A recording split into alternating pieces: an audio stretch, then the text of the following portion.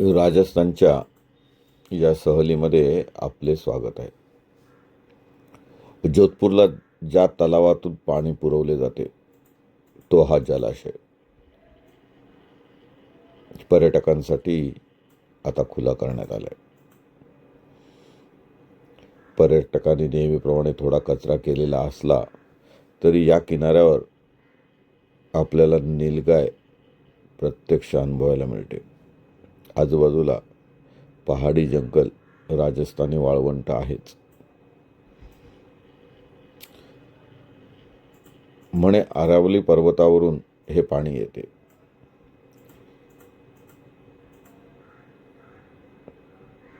पाणी येताना आणि तलावात साचवले जात असताना प्रत्यक्ष अनुभवायला मिळते.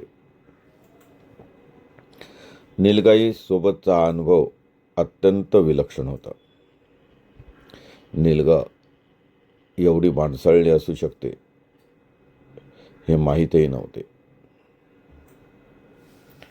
बाकी राजस्थानच्या वाळवंटात जैसलमेरकडे जाताना त्या दिसतच असतात. पण जोधपूरचा हा किल्ला खूप महत्त्वाचा आहे. जोधपूरच्या किल्ल्यात तुम्हाला जर गाईड असेल तर खूपच चांगली माहिती मिळते.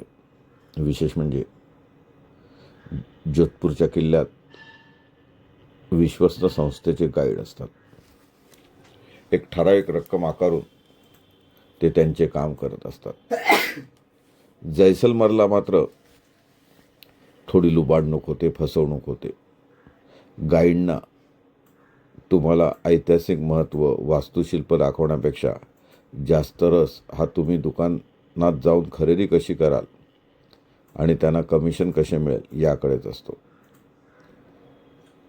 अनेक पर्यटकांना त्यामुळे अनेक समस्यांना सामोरे जावे लागते. जे बघायचे ते राहून जाते. पण जोधपूरला मात्र तसे नाही. जोधपूरला तुम्हाला अगदी निवांतपणे सर्व दाखवले जाते. कदाचित गाईडना विश्वस्त संस्थेमार्फत तशी तंबी दिली असेल. जोधपूरमध्ये तुम्हाला जागोजागी असे वादक राजस्थानी सुफी संगीत किंवा राजस्थानी लोकसंगीत ऐकवताना सहज दिसतील. त्यांचाही कल आता विशेषतः हिंदी सिनेमामध्ये आलेल्या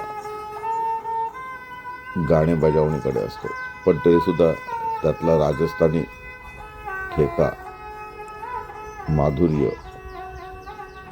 हे ऐकण्यासारखे असते. अनेकांचा तो आता चरितार्थाचा व्यवसाय ठरलेला आहे.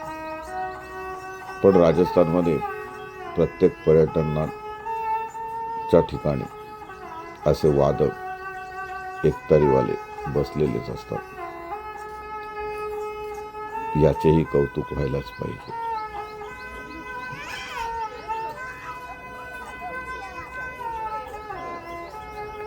राजस्थानमध्ये जोधपूरला गेल्यानंतर ही संगमरवरी स्मारके बघण्यासारखी आहेत.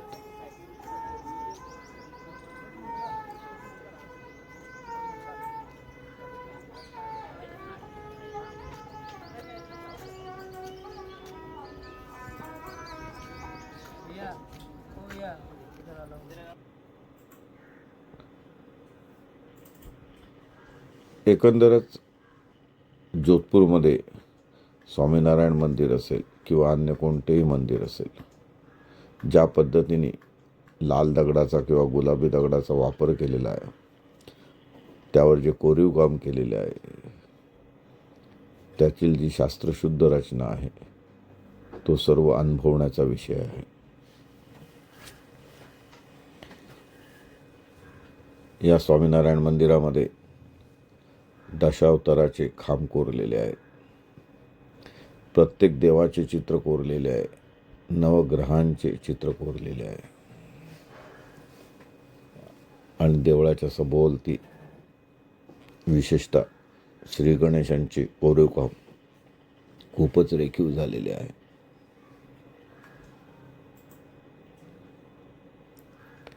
हे सर्वच पाहण्यासारखे आहे. मंदिर अद्यापही पूर्णत्वात आलेले नाही असे वाटते. पुढील काळात येथे अनेक बदल केले जातील, सजावट केली जाईल.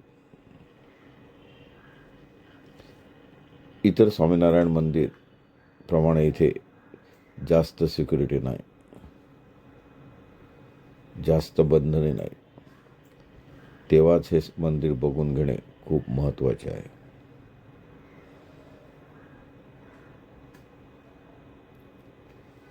मात्र जोधपूरमध्ये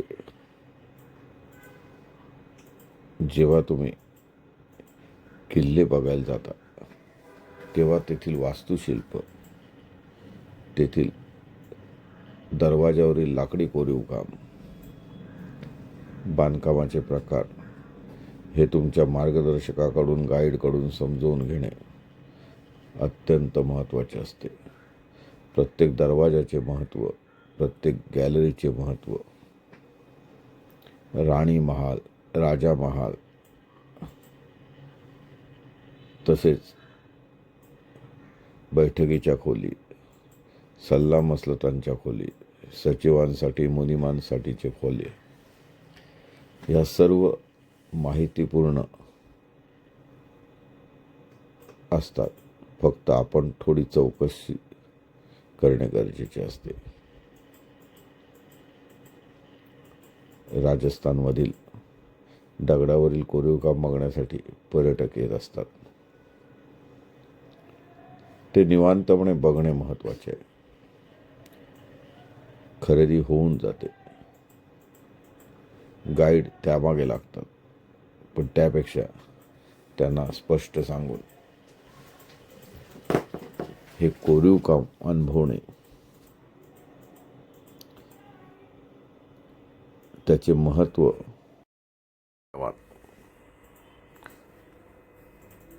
वस्तू संग्रहालय पाहणे सुद्धा खूप आनंददायी असते.